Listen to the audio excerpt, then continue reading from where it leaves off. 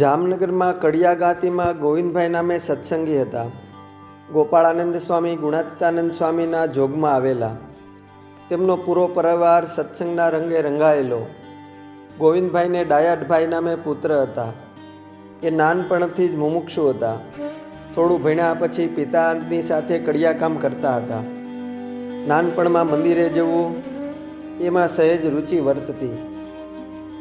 વૈરાગ્ય ભાવે વર્તતા યુવાન વયે પહોંચતા સંસાર પ્રત્યે અનાસક્ત ભાવ જોઈને માતા પિતાએ વિવાહ કરાવી દીધા. ડાયાભાઈ કામ ધંધા પ્રસંગે કરાચી ગયા. કરાચી મંદિરે સદગુરુ મહાનુભાવાનંદ સ્વામીનો એમને યોગ થયો. સેવા કરીને સ્વામીને રાજી કર્યા. ડાયાભાઈએ કહ્યું કે સ્વામી, મારે સંસારમાં રહેવું નથી, મને સાધુ કરો. મહાનુભાવાનંદ સ્વામી બોલ્યા કે અમદાવાદ જઈએ ત્યારે હું તમને આચાર્ય પાસે દીક્ષા અપાવીશ. સ્વામીનું આમ કૃપાવાક્ય સાંભળતા જ આનંદમાં આવી ગયા. થોડા સમયે મહાનુભાવાનંદ સ્વામી અમદાવાદ જવા તૈયાર થયા. ડાયાભાઈને સાથે લીધા.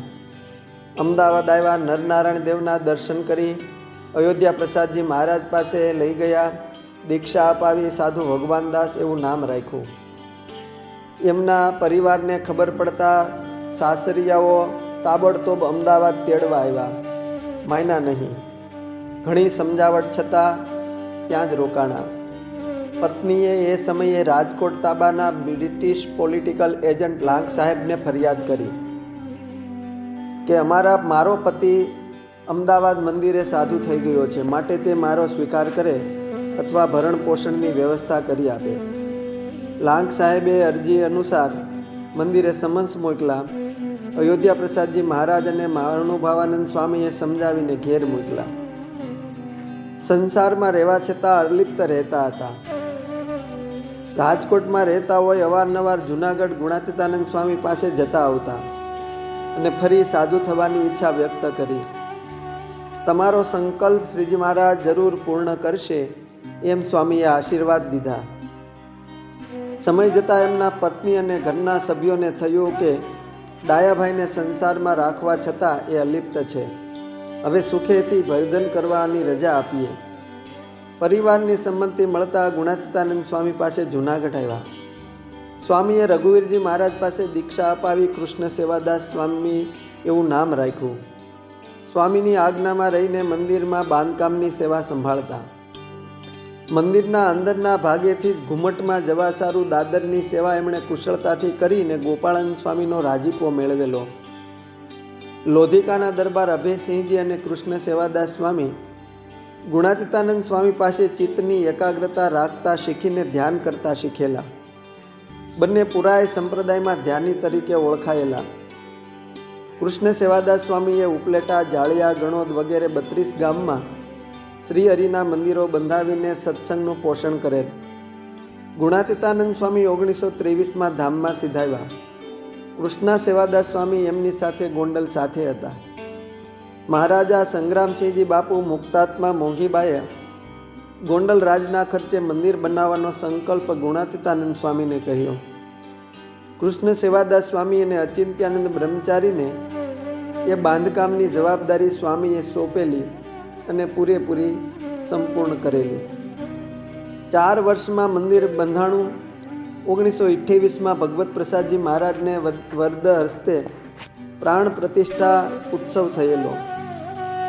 એ વખતે કૃષ્ણ સેવાદાસ સ્વામી ગણોદ મંદિર એક વખત કૃષ્ણ સેવાદાસ સ્વામી ગણોદ પધાર્યા. અભયસિંહજી તુરત દર્શને આવ્યા. સ્વામીએ ખબર અંતર પૂછતા રડી પડ્યા. કુંવર ભગવતસિંહજી 1 મહિનાથી બીમાર છે. દવા કરાવી પણ શરીરે સુધારો થતો નથી. સ્વામી શ્રીહરિને સંભાળતા બોલ્યા કે દરબાર, તમે રાધારમણ દેવનો રોજનો પાકો થાળ આજીવન બાંધ્યો છે. ગુણાતીતાનંદ સ્વામીને રાજી કર્યા છે, માટે મહારાજ તમારું સારું જ કરશે. કુંવરને મંદિરે દર્શને લઈ આવો.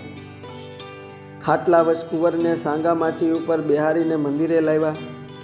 દર્શન કરાવીને સ્વામી પાસે બેહાર્યા. કુંવર સુખ દુઃખ તો દેહને આધીન છે. ઠાકરજી સારું એક ટેક કાયમ રાખજો, રોજ મંદિર વાળજો, સાવ સાજા થઈ જાઓ. ભગવતસિંહજી ધીરે ધીરે મંદિર વાળ્યું. સ્વામીએ રજને શરીરે ચોપડી, ઠાકોરજીને જળ ધરાવીને કુંવરને પાયું. 3-4 દિવસ સુધી કુંવર ભગવતસિંહજીએ મંદિર વાળ્યું. રજને મહિમાથી શરીરે ચોપડી, શરીરે સારું થયું, હાલતા ચાલતા થઈ ગયા.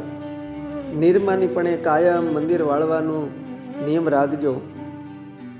સાજા થયા અને જીવ્યા ત્યાં સુધી રોજ 50 માળા ફેરવતા. મંદિરમાં પોતે કાયમ ગામધણી હોવા છતાં સંજવારી વાળતા. એક વખત સ્વામી ખારાપાટના ગામ મોટા ગોખરવાળા પધાર્યા. ચૈત્રવદી એકાદશીએ સૌને કહ્યું કે આવતી અમાસે બપોરે ધામમાં જવું છે, તો ચાલો આજ બપોર પછી સૌ શેત્રુંજીએ નાહવા જઈએ.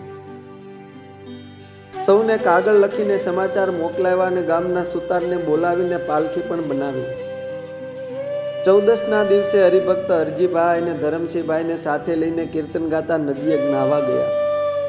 પાણીના વહેણથી થોડેક આગેરે જમીન માપીને નિશાન કરી દીધું કે અહીંયા તમે મને કાલે અગ્નિદાહ દેજો ને કાલે આંબાથી કીર્તનિયા મંડળને તેડાવી લેજો.